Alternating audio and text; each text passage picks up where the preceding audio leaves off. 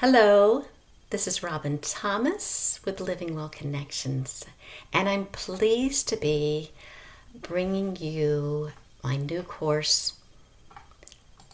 From Overwhelm to Purpose and Joy. This is week 2, Habits that Train Your Brain to Become Happier and More Positive. I'm Robin Thomas, and I'm a business and lifestyle coach and a community leader in holistic health and wellness.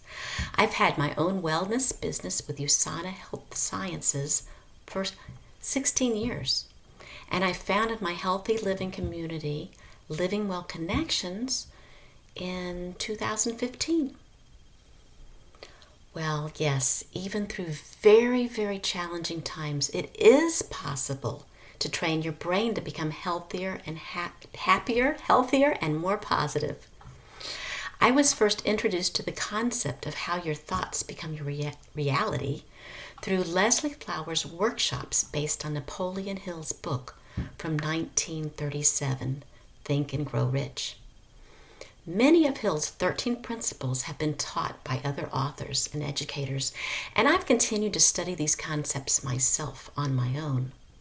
Besides, we learn and develop our subconscious mind through repetition, right? Today, I'm going to teach 3 simple habits that you will be able to incorporate in your daily life starting today.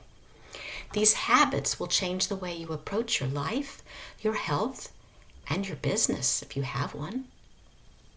I'm a scientist, so I love learning about the science behind developing positive habits. I participated in a weekend workshop with Shawn Achor, author of The Happiness Advantage, a number of years ago while at a USANA Health Sciences conference. He began his work based on extensive research consisting of an observational study of 1,600 high-achieving undergraduates at Harvard. During his years at Harvard, he first noticed the difference between successful students and not so successful ones. So, why were some students successful while others seemed to struggle? The students who considered even being at Harvard, studying, and living there a privilege and a pleasure, those were the ones that excelled. The students who concentrated on the need to be successful before they could allow themselves to be happy felt overwhelmed by every minor setback instead of feeling energized by the vast possibilities ahead. So, how can we change our own mindset? There's so many different ways, some of which I'll be teaching throughout this course. But for now, let's consider the Tetris effect. Do you remember this addictive computer game of sorting falling blocks? Now, when students in Achor's study played Tetris for hours on end, they developed an overwhelming desire to arrange boxes of cereal and other containers at the grocery store. Now, I'm not quite sure how helpful this is unless you want your teenager to straighten their room, or you need to organize your pantry. The bottom line is that habits form because the neurons in our brain are actually changing in response to repetition of specific patterns. So let's get started changing those neurons. Try at least one of the following daily for 21 days to create lasting positive change toward happiness. I know these habits work because my son and I have been doing these habits for a number of years. And he, as I said in the last video, through his illness, his brain developed a very negative thought pattern that was overwhelming. He would even tell me, said, the negative just overwhelms me, Mom. I can't think of the positive. So one of the first things I did with my son was to help him focus on gratitude. And that's habit number 1. Each day, write 3 good things that you're thankful for. You can do this in the morning when you wake up. You can do it right before you go to bed or even at lunch break. It really doesn't matter when you do them. But if you write 3 things down each day, and then at the end of the week or the beginning of the next week, I do this on Sunday night, but Monday morning is a good time too. Review what you've written through the whole week and journal about your favorites. This starts the habit for your mind to look for good things, and you'll begin to see them more and more often. Habit 2, reminders.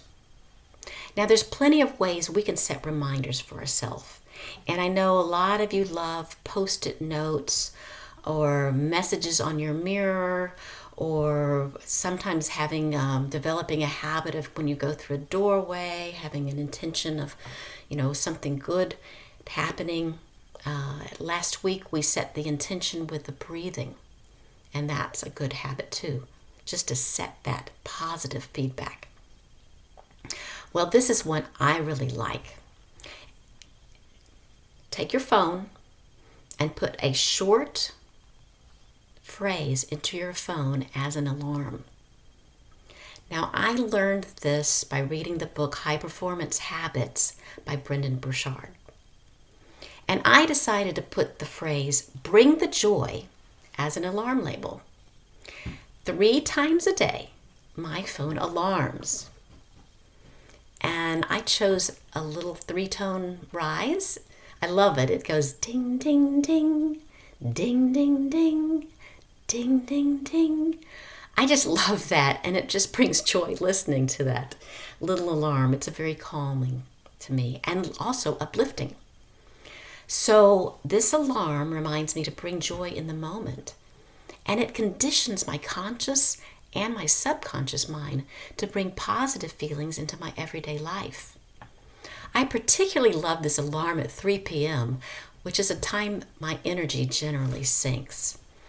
Often I'm sitting at the computer and I'm just getting, I've been working all day, writing or connecting with people all day long, and I sort of get tired of sitting there. So that 3 p.m.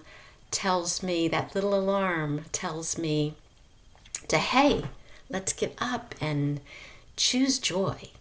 For me personally, I take a little walk out in my garden and enjoy the flowers and watch the vegetables growing. I just love going outside. I have another alarm, I have other ones. I have one at lunchtime and I have one in the morning too. And the one in the morning really inspires me to get going and start helping people. So I love this little bit of reminder, notification triggers. Habit number 3, the alphabet game.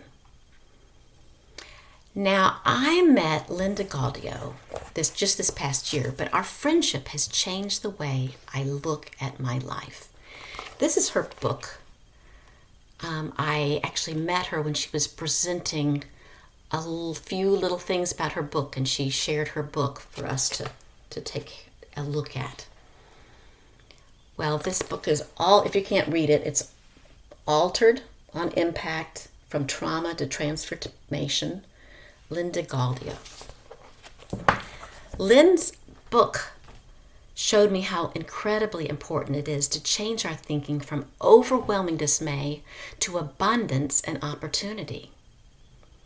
It's a true life account of her experience healing from a severe brain trauma. There's many practical exercises in her book. Mine is dog-eared. But one that I now use daily is called the alphabet game. Now, the alphabet game is simple and it can be done anywhere. But I use it during my long walk every morning. While walking, Lynn suggests we go through the alphabet, thinking of something positive about ourselves and our surroundings with each letter. Again, this reinforces our thinking and develops a new pattern of seeing the possibilities. If you add any of these 3 habits into your daily life, you're guaranteed to begin to see changes for the better. If you'd like more support, please join us over at Living Well Connections. I founded the Living Well Connections community to support, educate, and empower all of us to make healthy decisions toward a more balanced and fulfilling life. Head over to livingwellconnections.info to learn more about us. When you decide to join, you'll receive my gift of a free ebook, 5 Ways to Get Started with Healthy Habits Without Getting Overwhelmed.